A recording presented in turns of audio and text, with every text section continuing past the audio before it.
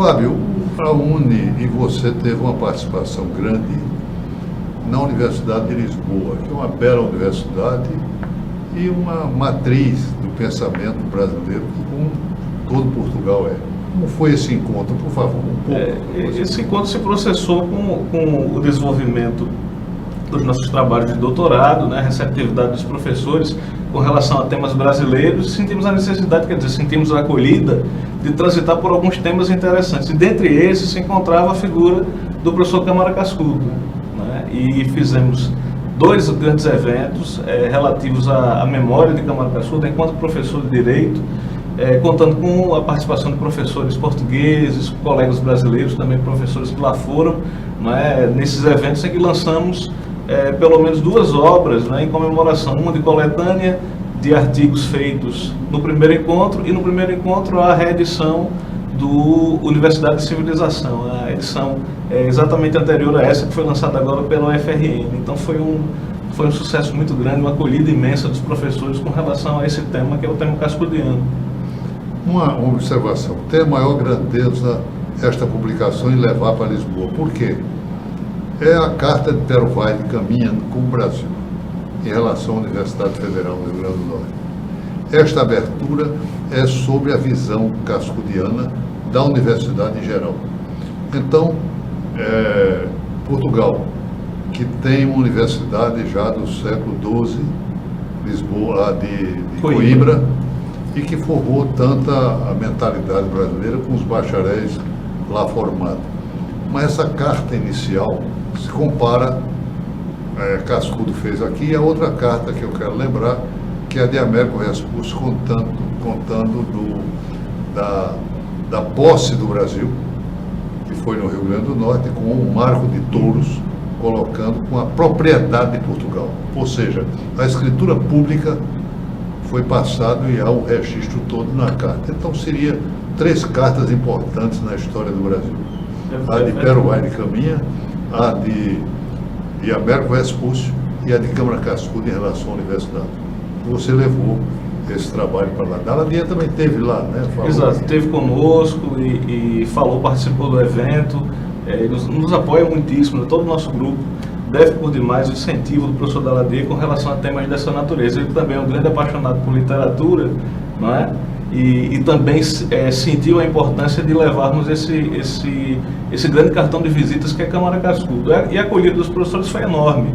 Uma das professoras da Faculdade de Direito da Universidade de Lisboa, a professora Silvia Alves, conversou comigo e disse: nunca vi alguém em Portugal escrever dessa forma, basicamente encantada com os relatos de Cascudo sobre as últimas execuções, a pena de morte executada em Natal. Ela disse: nunca ninguém falou em Portugal com essa poesia, com esse nível de encanto nas palavras. Isso para nós é um cartão de visitas incrível, né? Cascudo, nesse trabalho sobre as execuções de Natal, ele deixa detalhes impressionantes, como o condenado à morte, que ficou naquele alto que hoje é o centro de turismo, era a detenção, e armou-se a forca lá. As senhoras de bom grado levaram para ele pão de ló e vinho. Vinho do Porto. Vinho do Porto. Um detalhe, vinho do Porto. Que é uma maravilha o vinho do Porto. Então, e perguntaram se ele estava confortável. Isso poucos minutos antes. Ele era abobado.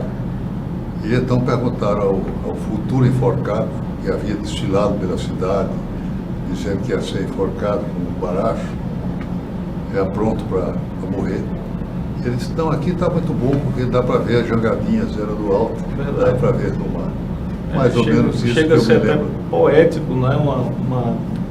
Uma frase se dita próximo à morte, e alguém que não tinha, era privado das faculdades mentais, e ele recolheu essa memória do Joaquim Lorival, né? Que era mais conhecido como professor Panqueca. Até curioso isso, né?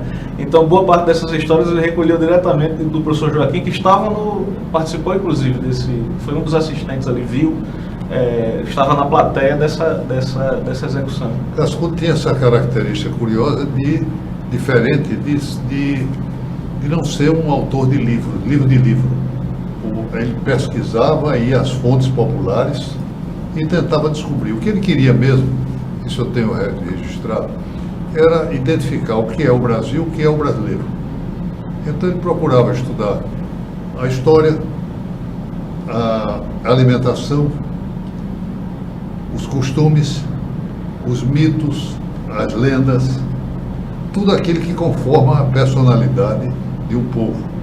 A ligação das três raças, mas de outras contribuições universais que estavam sendo moldadas no Brasil.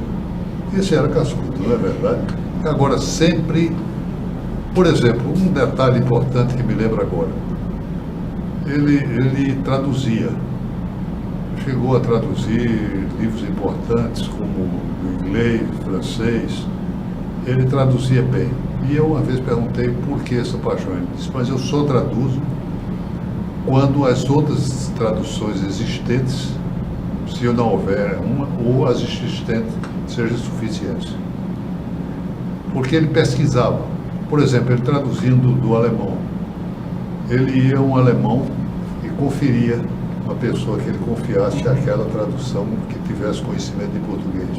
Outras vezes um brasileiro que tinha conhecimento bom de alemão, mas sempre com muito rigor nas suas pesquisas. Por isso mesmo o respeito. Eu lhe lembrei, e acho que estava em tempo de levar a Portugal, que ele fez um grande e notável trabalho com o professor, que é o grande fabulário do Brasil e Portugal. Esse talvez seja uma coisa notável, você tem a oportunidade de levar para lá. Está pensando nisso? Intercâmbio. Estamos pensando nessas e em outros detalhes cascudianos relacionados a Portugal, né? Detalhes que eles esperam e acham interessante, como por exemplo, o professor estava falando, eu estava me lembrando de um foral que ele identificou, quer dizer, um costume, uma norma medieval portuguesa que se diluiu no costume jurídico do Brasil e ele encontrou na Feira do Carrasco, aqui em Natal. Quer dizer, uma coisa que ele viu assim, de olhos e ouvidos, né, atentos, e encontrou uma reciprocidade, quer dizer, possivelmente ele historiou essa caminhada de uma norma jurídica, né, escrita, a diluição consuetudinária e a vivência disso em Natal. Uma vez, você está me lembrando uma coisa importantíssima. Uma vez ele me contou uma história. É que Alexandre Herculano registrava um velho costume português, que era uma vingança contra o mal pagador. Arrancar a porta, é disso que eu estou falando. É disso que eu estou falando. Né? E ele encontrou. De retirar a porta, encontrou na feira. Um dos locais que ele encontrou foi na Feira do Carrasco. Ele viu isso acontecer e fez imediatamente a ligação com um foral. Era um foral especificamente de uma região de Portugal chamada Terra de Alafões. Isso teria sido processado em 1125, algo dessa data. Quer dizer, uma norma jurídica antiquíssima, que se diluiu enquanto costume jurídico e tinha vigência ainda, não é, em Natal, no início do século XX. Que interessante, né? Um ouvido absoluto para essas questões. Professor, a tertúlia, como é qual é o grupo, como é que está participando disso aí? A tertúlia literária é um grupo criado como subdivisão do Filosofia, Direito e Sociedade. E é um grupo nosso de estudo, não é, voltado para a literatura em conexão com o direito, em conexão com psicologia. Então todos aqueles que queiram participar, alunos do Centro Universitário do Rio Grande do Norte e até público externo, podem nos procurar, que nós temos reuniões periódicas com esse foco de abordagem literária. Maravilha, vocês estão vendo como é boa a presença de Fábio aqui. Este cara nos orgulha pela dedicação, pelo entusiasmo. Fique conosco, voltamos já.